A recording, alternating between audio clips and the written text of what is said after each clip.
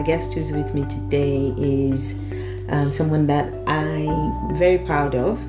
I think, full disclosure, she's my cousin, but she's also someone who I personally find very, very inspiring because I feel like she's been very bold and made some very bold choices over the course of her life that have inspired me and no doubt inspired people around her as well. So without further ado, I'm very happy to welcome Bolanle Okusanya-Feyita to the show. I feel odd. Very exciting.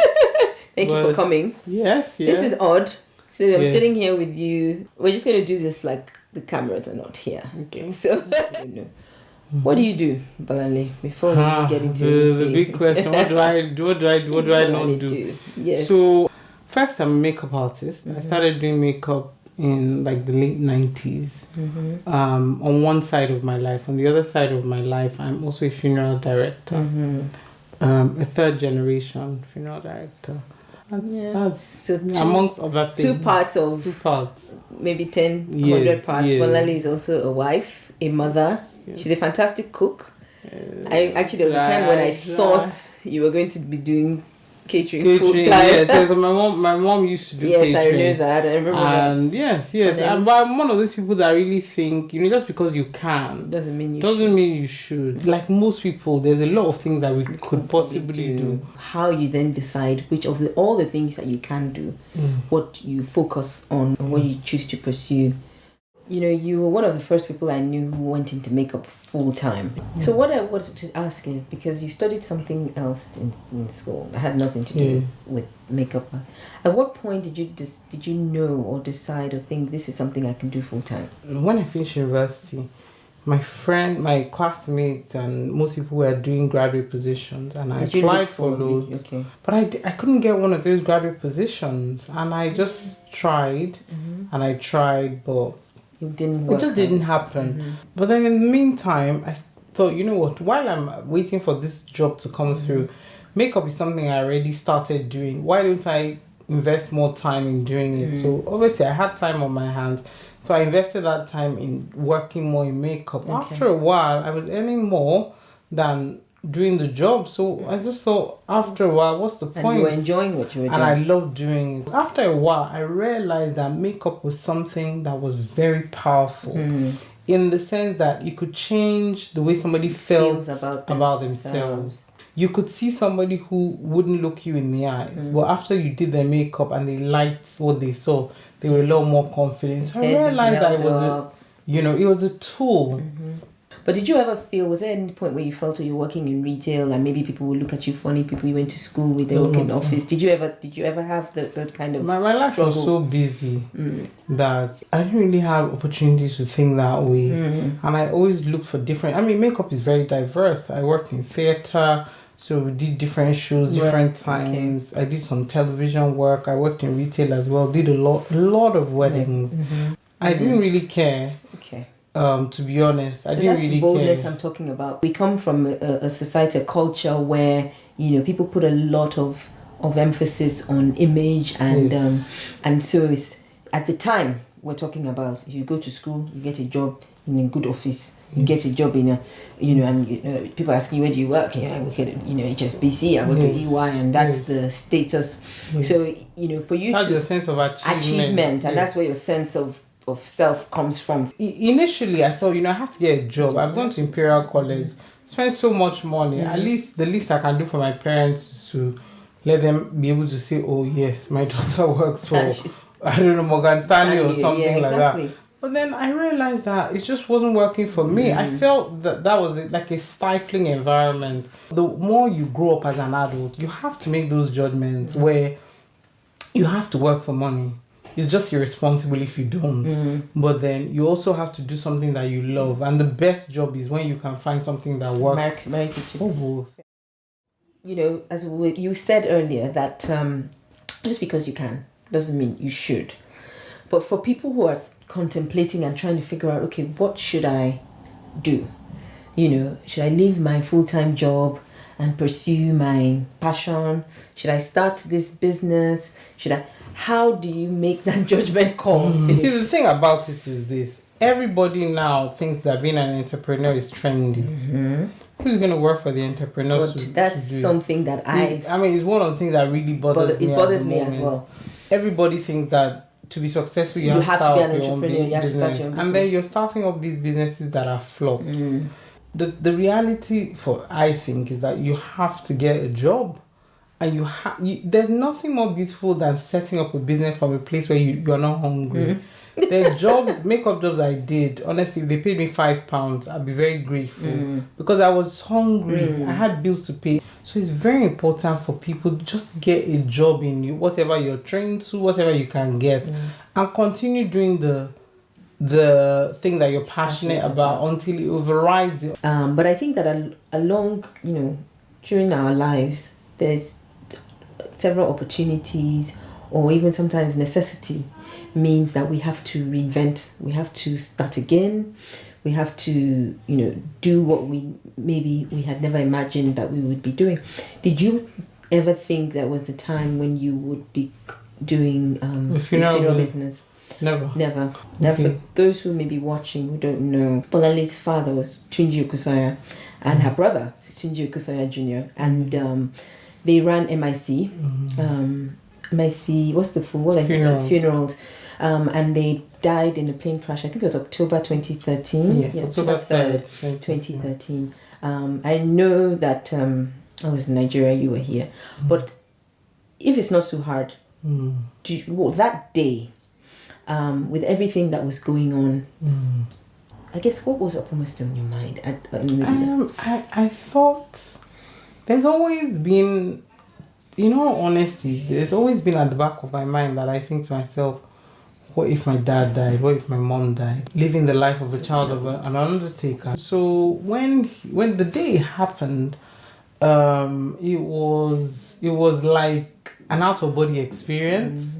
One of the things that has kept me as consistent about my life is my faith and my belief in Christ. So what I was conscious of was that my faith would not fail. I thought to myself, I have to get through this, was what was at the back of my mind. Looking back at that time now, I still can't believe how I coped because I was under a lot of pressure in every area. I had just had a baby, a second child as well. I think that I always wanted to look back and think I made the best decision at that time. You have to live your life where you build yourself up, you build your strength up. But where does that strength come from? Where did you get that presence of mind? I think it really comes from God. I remember looking at you then, that time from afar, and thinking, how is Bolanle doing this? I'm a woman of faith as well, but I couldn't understand where, and I came close to you, and I was like, she's not faking it. The reality is that in the times of challenge is really when your faith will come. I don't think that I don't think there's anything unusual about me. I just think that God will give you the grace you need to get through for that season of your life. At that time, I remember doing my brother's funeral, and I remember, it was just like I had to rise up within myself. I had faced a lot of different challenges. And did you feel like you had to be strong for your mom? And did you feel that? The thing is, my mom was very strong in herself. Obviously, we all had we have our ups and downs. And the thing with it is that we still do. If I think about it too much, I could well up in tears now. So it's not that grief is not something for me. There's no end point. So you could say, I know that if you think about your mom in death, when did your mom pass away? Almost 20 years ago. Almost 20 years ago. But it still doesn't go away. It doesn't go away. I know that for sure. And it's like you said, if I have to talk about it for too long, I still get very emotional about it. Yeah. So, like you said, in the time when you have to be strong, strength comes from somewhere. Strength comes from somewhere. When did you begin to realize that you were now going to step into these shoes and that you were going to start LTJ? When my dad died, I just really it was a practical thing. Look, I had my dad and my brother, and then we had 4 of our staff who automatically became my staff.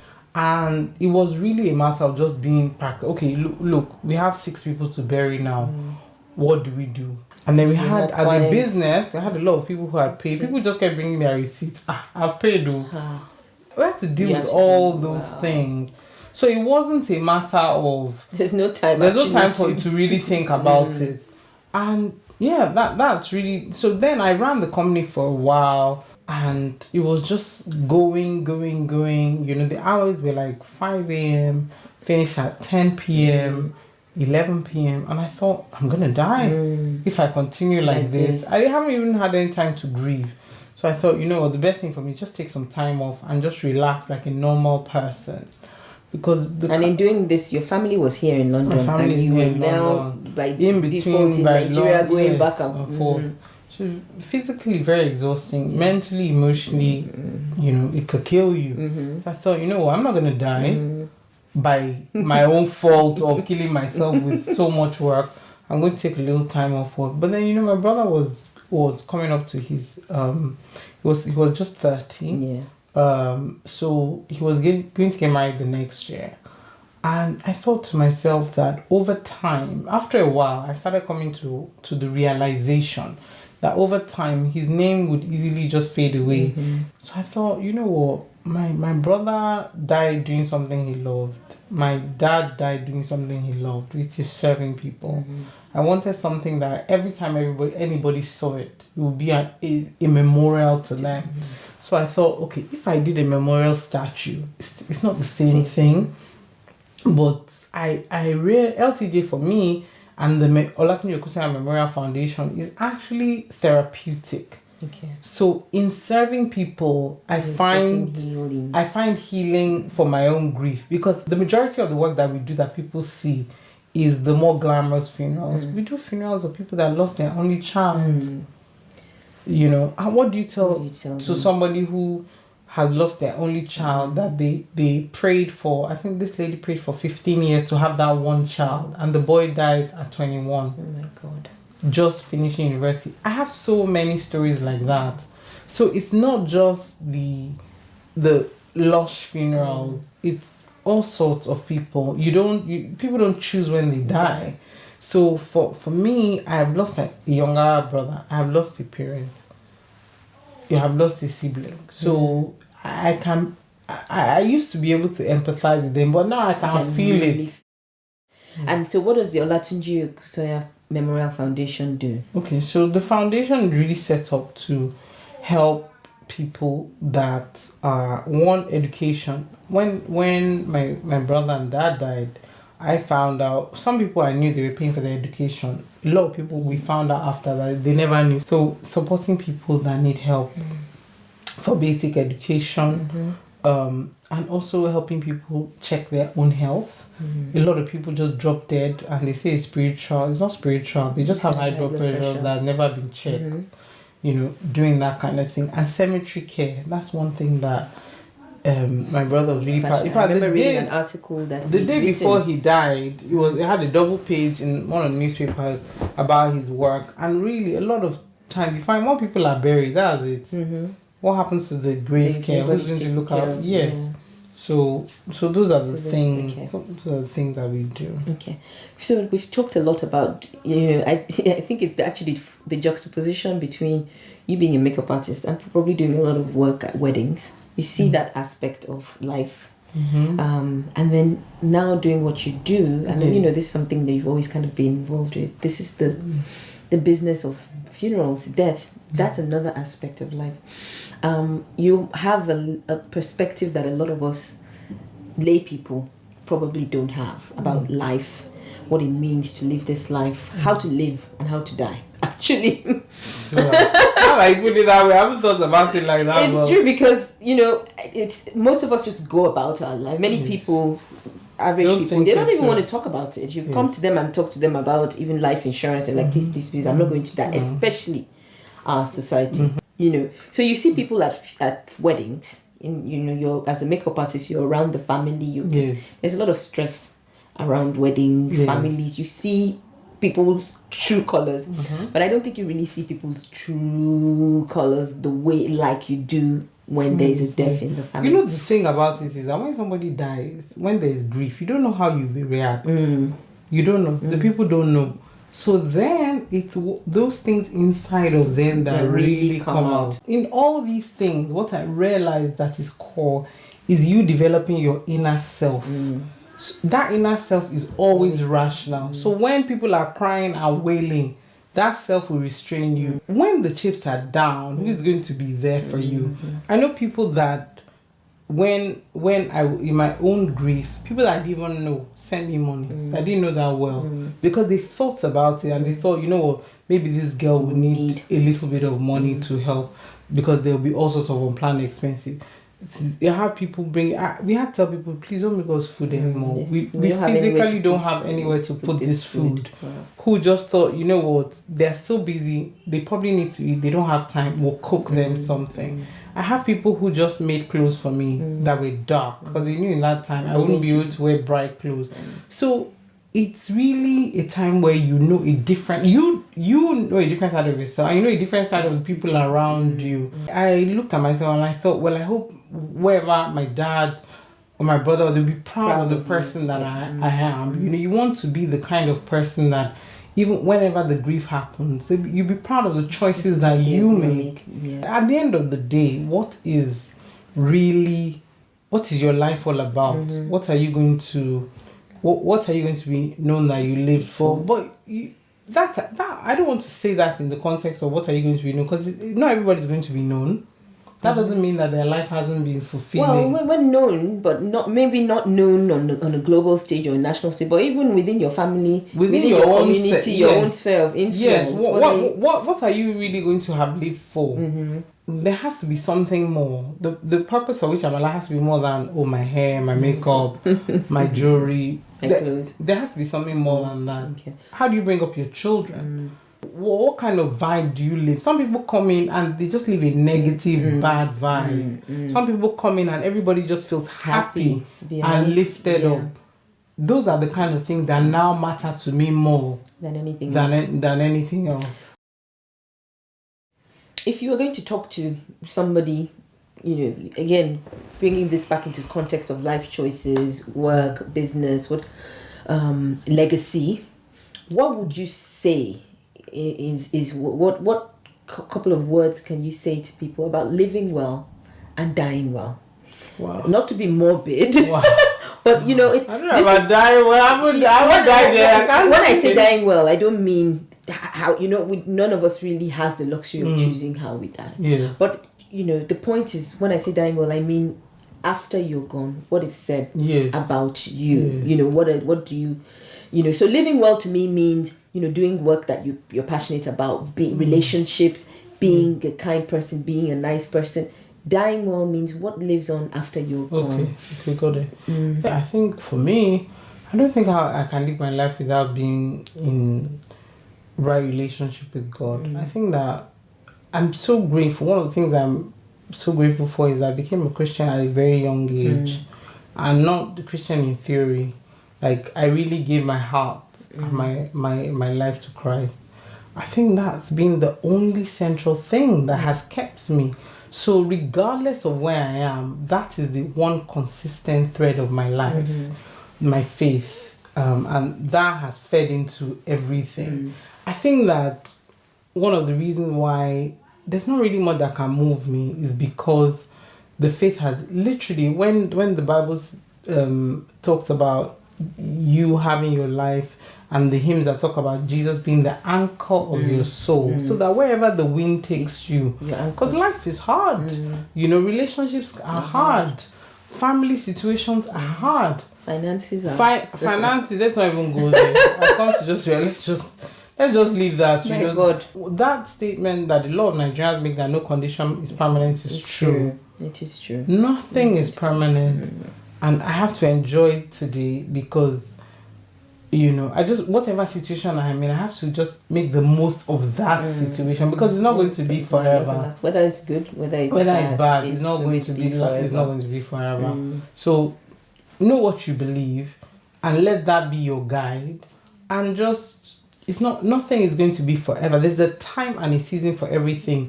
When my brother and my dad died, I never thought I could laugh again. And I just thought, people are laughing. I look at them and think, they're crazy. What do they have to laugh about? And I felt that everybody should stop laughing. Yeah, I know that feeling. But don't they know what has happened to me? They know what happened to you? Well, how can they go on? But you laugh again. You laugh a lot. You laugh a lot, and you can enjoy your life again. And it doesn't mean that whatever has happened to you, whatever challenges you face, it doesn't mean that you walk away from them. It just means that you adjust to a different life without them.